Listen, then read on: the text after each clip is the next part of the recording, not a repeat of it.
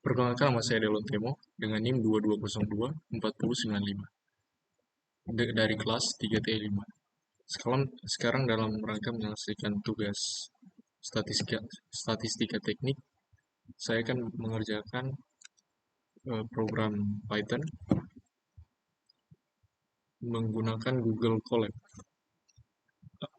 dengan menyelesaikan permasalahan statistik. Langsung saja kita pada program. Kita atur dulu sebentar. Ya. Pada sel pertama notebook, pertama-tama kita import dulu library yang diperlukan.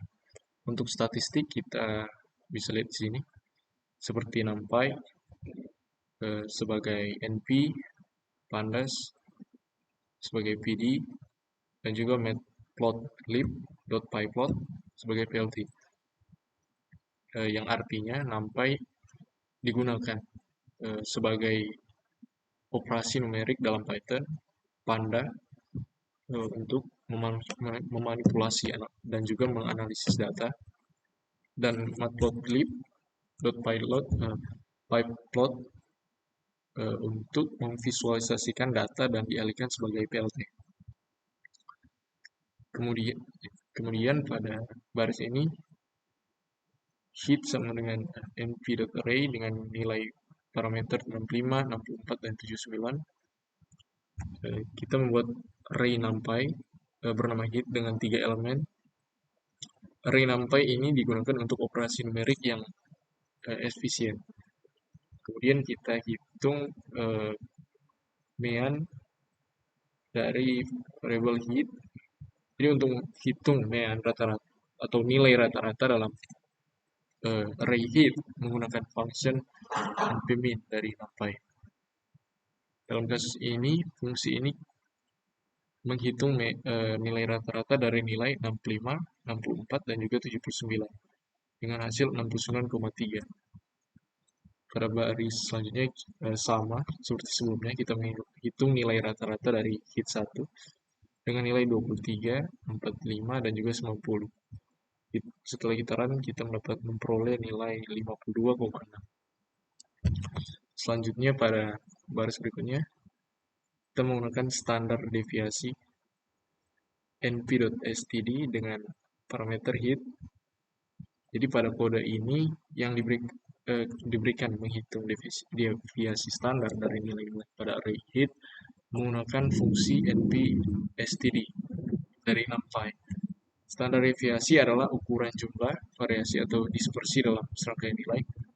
Dalam konteks array heat, ini memberitahu kita seberapa tersebarnya nilai-nilai tersebut dari nilai rata-rata. Standar deviasi yang lebih tinggi menunjukkan lebih banyak variabilitas. Di sini kita memperoleh nilai heat, nilai deviasi dari variable heat yaitu 6,8 sekian. Kemudian kita hitung juga standar deviasi dari heat 1 dengan memperoleh nilai 27,8. Yang artinya jarak antara nilai memiliki jarak yang cukup signifikan. Selanjutnya pada baris berikut, baris X sama dengan np.range 10, 201, dan juga 10, yang artinya start, stop, dan step. Pada baris ini yang diberikan akan membuat sebuah array NumPy bernama X dengan menggunakan fungsi npRange. Berikut ini adalah apa yang dilakukan oleh setiap bagian dari fungsi npRange. Pertama adalah start, nilai awal dari urutan atau inklusif. Dalam hal ini nilainya adalah 10. Stop, nilai akhir dari urutan eksklusif. Dalam hal ini nilainya adalah 201. Step atau increment, langkah atau jarak antara nilai dalam urutan, atau bisa juga lompatan. Dalam hal ini nilainya 10. Jadi array X yang dihasilkan akan berisi nilai mulai dari 10, bertambah atau increment 10 pada setiap langkah, dan berhenti sebelum 201. Pada dasarnya ini membuat array nilai dalam rentang 10 sampai dengan 200. Seperti yang kita lihat pada baris ini. Ketika kita run, kita print, dia akan menghasilkan array dan juga nilai darinya. 10 hingga 200. Kemudian kita deklarasikan variabel X1 dengan rentang nilai 1 hingga 20 dengan total digit 20 digit. Selanjutnya berbaris berikut kita menggunakan fungsi numpy persentil dengan parameter X dan 25, yang artinya ini menghitung persentil ke-25 yang ditaruh dalam variabel Q1 dari nilai dalam array X. Persentil ke-25 adalah nilai di bawah 25% dari data. Jadi ketika kita menghitung persentil 25% dari X, kita memperoleh nilai 57,5. Kemudian kita hitung pada Q2, kita memuat persentil 50% dari nilai X. Jadi kita memperoleh nilai 105. Kita lakukan juga pada baris berikut dengan variabel Q3 menggunakan fungsi numpy persentil 75%. Kita memperoleh nilai 152,5. Selanjutnya, pada panda data frame X dari array numpy X, data frame yang dihasilkan akan memiliki satu kolom dengan indeks bilangan bulat default. Pandas data frame adalah struktur data tabular 2 dimensi dengan sumbu berlabel, baris, dan kolom. Mengubah array numpy menjadi data frame memungkinkan kita untuk memanfaatkan kemampuan manipulasi dan analisis data yang kuat dari pandas. Jadi ketika baris ini dieksekusi akan menghasilkan kolom yang berjejer berdasarkan nilai dari X. Kita lanjut pada baris berikut, X.describe. Tanda kurung, metode ini menghasilkan berbagai statistik ringkasan dari data frame, termasuk ukuran tendensi sentral, dispersi, bentuk distribusi. Outputnya meliputi jumlah, rata-rata, standar deviasi, minimum persentil ke-25 Q1, median persentil ke-50 dan persentil ke-75, serta nilai maksimum.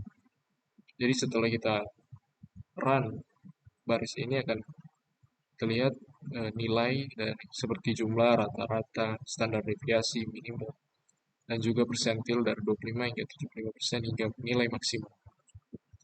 Selanjutnya pada fungsi panda data frame, mobil A pada X, mobil B pada X1 membuat tabel data frame baru dengan dua kolom. Artinya mobil A dan mobil B, di mana nilai di mobil A berasal dari data frame X dan nilai di mobil B berasal dari data frame X1. Di mana X0 mengekstrak kolom pertama dan satu-satunya dari data frame X. Jadi ketika kita run, baris ini akan terlihat 3 kolom dari urutan data frame X 0 hingga 19 dengan total 20 digit dan juga kolom mobil A dan mobil B berdasarkan nilai dari X dan juga X1. Selanjutnya, kita lihat pada baris ini, kita akan membuat box plot. Jadi kode ini mengasumsikan bahwa Anda memiliki sebuah data frame bernama tabel dengan kolom mobil A dan mobil B. Fungsi plt.boxplot kemudian digunakan untuk membuat box plot untuk setiap kolom. Dan plot ditampilkan dengan menggunakan plt.show dalam kurung, buka kurung, tutup kurung. Jadi ketika kita run akan menampilkan visualisasi dari nilai mobil A dan juga mobil B yang telah kita buat pada visualisasi data frame di atas. Dan terlihat model seperti ini. Nilai yang ada pada garis vertikal dan juga dua model stick seperti ini, mobil A dan mobil B. Sekian dari saya, terima kasih.